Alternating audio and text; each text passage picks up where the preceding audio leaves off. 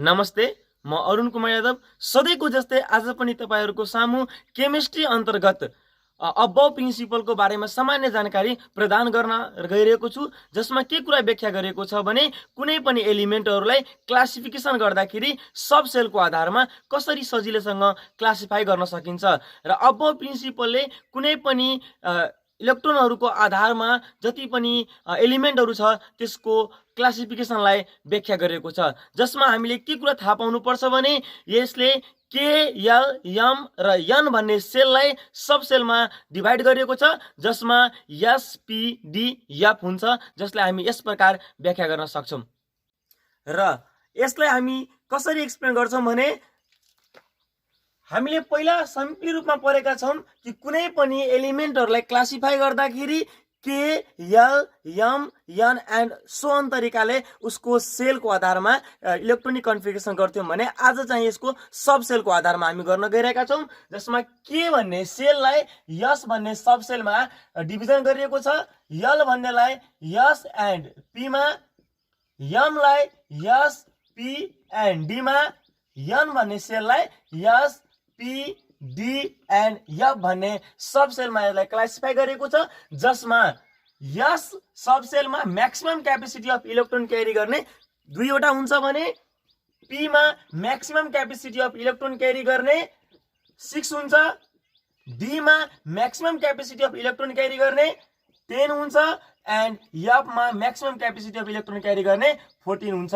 जसमा प्रत्येकमा 4 को फरक छ। हामीले पहिले 2n स्क्वायर रुलबाट पढेका थियौं, 2n स्क्वायर रुल, जसमा n भनेको नम्बर अफ सेल इन्डिकेट गर्थ्यो भने अहिले त्यसमा हामीले पहिलो सेलमा दुईवटा इलेक्ट्रोन जस्तै 2 into 1 square is equal to 2। Similarly for second shell 2 into 2 square is equal to 2 square, 4 4 to the 8। यसबाट हामी एसपीडीएफ मा हेर्न सक्छौं, एस भनेको 2 एन्ड पी भनेको 6, यानी कि 6 + 2 is equal to 8। Similarly K, L, M and N other subshell SPDF मा यसरी व्याख्या गरिएको सकिन्छ र जसबाट हामीले चाहिँ अबव प्रिन्सिपलले रियलाइज गरिएको एनर्जी लेभलको आधारमा सब सेल कसरी क्लासिफाई गरिएको छ हामी यस प्रकार हेर्न सक्छौं। 1 This is the period of the modern periodic table, that is 1s, 2, 2s and 2p। दोस्रो सेलमा s र p आइपुग्छ, 3 मा 3s, 3p and 3d। त्यसैगरी चौथो सेलमा 4s, 4p, 4d and 4f सम्म पुग्छ। त्यसैगरी पाँचौं सेलको लागि 5s, 5p, 5d and 6 सेलको लागि 6s, 6p and 7 सेलको लागि 7s। यो मोडर्न पिरियडिक टेबलमा 7 वटा जुन पिरियड हुन्छ यो 7 वटा पिरियड इन्डिकेट गर्न खोजेको छ, जसमा अबव प्रिन्सिपलले एनर्जी लेभल, इलेक्ट्रोनको एनर्जी लेभल यस तरिकाले क्याटेगराइज गरिएको हुन्छ, जसमा के कुरा एक्सप्लेन गरेको छ भने जसरी पहिला 1s पछि हामीले के हेर्न सक्छौं त इलेक्ट्रोनिक कन्फिगरेसनमा 2s हुन आउँछ, 2s पछि के हुन आउँछ त 2p एन्ड 3s हुन आउँछ, 3s पछि के हुन आउँछ त 3p एन्ड 4s हुन आउँछ, 4s पछि के हुन आउँछ भनेपछि त फेरि पुनः 3d, 4p एन्ड 5s, त्यसपश्चात 4d, 5e and 6x। Similarly त्यसपश्चात के हुन आउँछ त 4p, 5d, 6p and 7s, जसलाई हामीले यसरी लेख्न सक्छौं electronic configuration E and C कसरी हुन आउँछ भनेपछि तपाईको 1s, 2s, 2p, 3s, 3p and so on. यो तरिकाले हामीले सजिलैसँग इलेक्ट्रोनिक कन्फिगरेसन सब सेलको आधारमा गर्न सक्छौं र यसको लागि हामी केही एलिमेन्टहरुलाई एक्जाम्पल स्वरूप लिनेछौं र इलेक्ट्रोनिक कन्फिगरेसन गर्दाखेरि केही एलिमेन्टहरुलाई हामीले यस प्रकार गर्न सक्छौं र त्यसको लागि हामीले एउटा कुरा के स्मरण गर्नुपर्छ भने आधुनिक पिरियडिक तालिका यानी कि मोडर्न पिरियडिक टेबल अनुसार एलिमेन्टहरुलाई जुन एटोमिक नम्बरको आधारमा एरेन्ज गरिएको हुन्छ फ्रम टप टु बटन त्यो अनुसारले हामीले कुन एलिमेन्टको एटोमिक नम्बर अर्थात् यसको इलेक्ट्रोनको संख्या कति छ भन्ने कुरा हामीलाई थाहा पाउनु पर्ने हुन्छ। हामीलाई यो पनि राम्रोसँग थाहा छ कि कुनै पनि एलिमेन्टको इलेक्ट्रोनको संख्या, प्रोटोनको संख्या र एटोमिक नम्बर बराबर हुन्छ। र यो कुरा हामीले तीनवटै कुरा एक आपसमा थाहा भएको कुरा थाहा छ भने सजिलैसँग हामीले यसलाई इलेक्ट्रोनिक कन्फिगरेसन त्यो पनि सब सेलको आधारमा गर्न सक्छौं। जस्तै म केही एलिमेन्टहरूको इलेक्ट्रोनिक कन्फिगरेसन सब सेलको आधारमा तपाईहरुको सामु गरेर देखाउन गइरहेको छु। जस्तै सुरुमा अब केही इम्पोर्टेन्ट एलिमेन्टहरू जुन हाम्रो कक्षा 9 र 10 को लागि बढी सोध्ने प्रश्नहरूमा के रहेको छ भनेपछि oxygen, sodium, magnesium, calcium and chlorine. जस्तै म अहिले तपाईहरुको सामु अक्सिजनको गर्न गइरहेको छु। अक्सिजनको सिम्बल भनेको O हुन्छ र अक्सिजन चाहिँ एटोमिक नम्बर अनुसार यसको इलेक्ट्रोनको संख्या 8 इलेक्ट्रोन हुन्छ। त्यसकारणले हामीले यसलाई पहिला 1s अघि भर्खरै हामीले डिस्कस गरे अनुसार सुरुवातमा एसपीडीएफ को आधारमा के त पहिला 1s आउँछ, 2s आउँछ एन्ड 2p आउँछ, सिमिलरली जान्छ।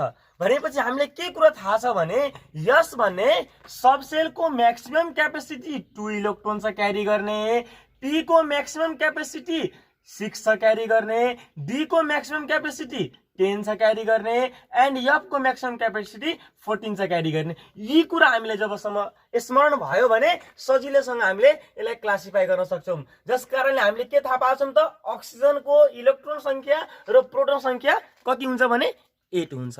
र त्यसैले हामीले 8 भनेपछि दुईवटा इलेक्ट्रोन यससँग यहाँ आउने भयो 2 इलेक्ट्रोन, फेरि अर्को 2s को पनि 2 इलेक्ट्रोन यहाँ आउने भयो, 2 + 2 4 भइसक्यो। तर अक्सिजनको म्याक्सिमम क्यापेसिटी कति हुन्छ भनेपछि 8 हुन्छ। 8 मा 4 आइसकेपछि कति रिमेनिङ भयो त 4 रिमेनिङ भयो।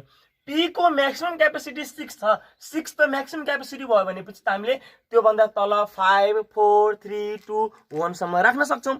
भने यो हामीले अक्सिजनको इलेक्ट्रोनिक कन्फिगरेसन गरेर हेर्यौं भने त्यसैगरी सोडियमको इलेक्ट्रोनिक कन्फिगरेसन गर्न गइरहेका छौं। सोडियमको सिम्बल Na हुन आउँछ र सोडियम मोडर्न पिरियोडिक टेबलमा 11 नम्बरमा पर्ने एलिमेन्ट भएको हुनाले यसको इलेक्ट्रोन पनि 11 वटा हुन्छ, यसको प्रोटोन पनि कतिवटा हुन्छ त 11 वटा हुन्छ। भने यसलाई पनि हामी 1s² 2s² 2p 6 कति भएछ 2 2 4 + 6 10 एन्ड अगेन 3s 1 हुन आउँछ। किनकि यसको म्याक्सिमम क्यापेसिटी 2 भएको हुनाले यसमा हामीले 1 लेख्न सक्छौं। र यो माथि देखिएको जुन पावर जस्तो देखिरहेछ 2 2 6 1 यिनीहरूले चाहिँ उक्त सोडियमको अर्थात् कुनै पनि एलिमेन्टको के देखाउँछ भने इलेक्ट्रोन कति छ, इलेक्ट्रोन संख्या देखाउँछ। र हामीले यसमा 2 मा 2 जोडेपछि 4, 4 मा 6 जोडेपछि 10, 10 मा 1 जोडेपछि 11 भएको हुनाले 11 नम्बरमा पर्ने इलेक्ट्रोन अर्थात् तत्व कुन हो भनेपछि सोडियम हो।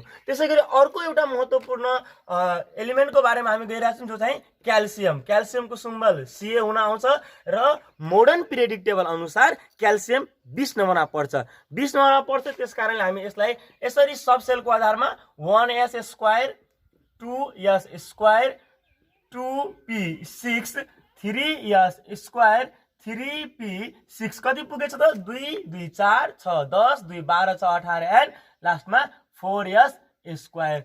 यो तरिकाले हामीले तीनवटा एलिमेन्टहरूको इलेक्ट्रोनिक कन्फिगरेसन त्यो पनि सब सेलको आधारमा सजिलैसँग कसरी गर्न सकिन्छ भन्ने कुरालाई हामीले व्याख्या गरेर हेर्यौं। र यी हामीले सामान्य जानकारीबाट के कुरा थाहा पाउन सक्छौं भने प्रश्न एक्जाममा सोधिएको प्रश्न यदि सब सेलको आधारमा यसरी दिएको छ भने कुन एलिमेन्टको इलेक्ट्रोनिक कन्फिगरेसन हो भन्ने कुरा हामीले सजिलैसँग हेर्न सक्छौं। त्यसकारणले अबव प्रिन्सिपलबाट हामीले के कुरा ज्ञात भयो भनेपछि KLM भन्ने सेल जुन 2n² को रूपमा इलेक्ट्रोनिक कन्फिगरेसन गरिन्थ्यो त्यसलाई SPDF सब सेलको आधारमा इलेक्ट्रोनिक कन्फिगरेसन सजिलैसँग गर्न सकिन्छ र जसलाई हामी यसरी नै स्टडी गरिरहेको छौं। यसलाई तपाईहरूले पौज गरेर सजिलैसँग अप्ठ्यारो भएको ठाउँमा हेर्नु होला। हस्।